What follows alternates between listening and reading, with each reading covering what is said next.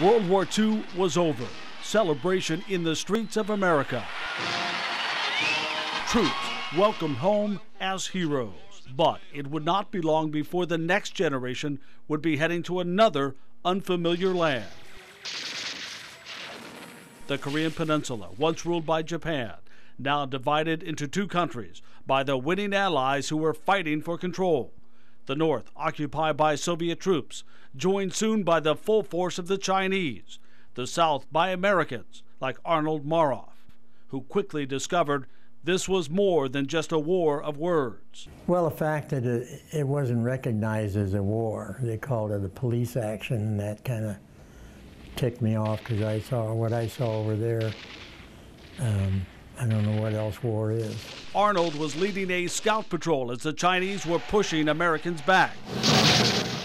He was dodging bullets, fighting in a trench when he was hit by a grenade in the right shoulder.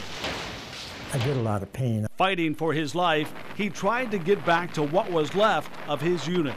When I came up over the ridge, I got hit under the arm, and it went past my heart about an inch and just missed my spine. Months of recuperation healed some of the wounds, but there were emotional wounds that still have not healed. Part of it, the fact that the war would be dubbed the Forgotten War. Did you feel, and do you still feel, that it was the Forgotten War? I do. Yeah, I holler at the television all the time because they always mention World War II and then they say Vietnam War, and I usually answer them and let them know. Jerry Gwynn's friends didn't even know he was putting his life on the line.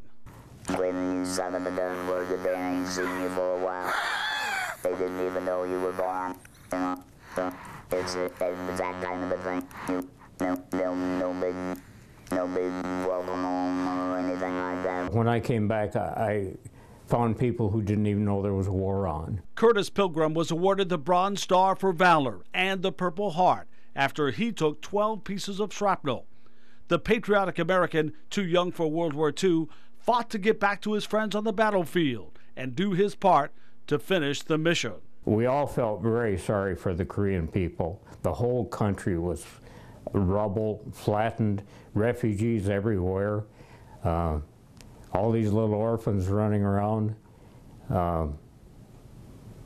We just had to resist communism and the cruelty that the communists exercised.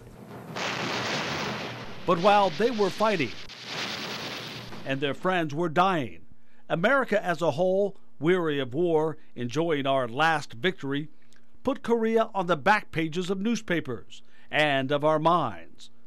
The injury that caused the most pain to Curtis was an invitation to attend a veterans club, only to get this reaction when they found out he was a Korean war vet.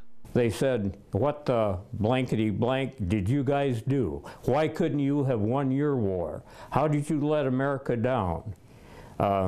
And they turned a cold shoulder on me. Well, I never went back. It would be decades before he would go back, once Americans started to remember. It really hurt to be ignored. And just like, you know, we'd failed our country, that we hadn't done our duty. We were something less than what American young men should have been. It did hurt.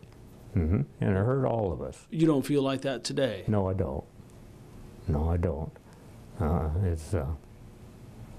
This has been really good for us, really cathartic in these later years to be appreciated. I'm patriotic in that way, but I do think that they could have done a lot more for some of these guys that were working. And while all of them say they don't expect much, for Curtis, the first and only thank you came not from home, but from the Korean people, who in the late 1990s sent a token of their appreciation.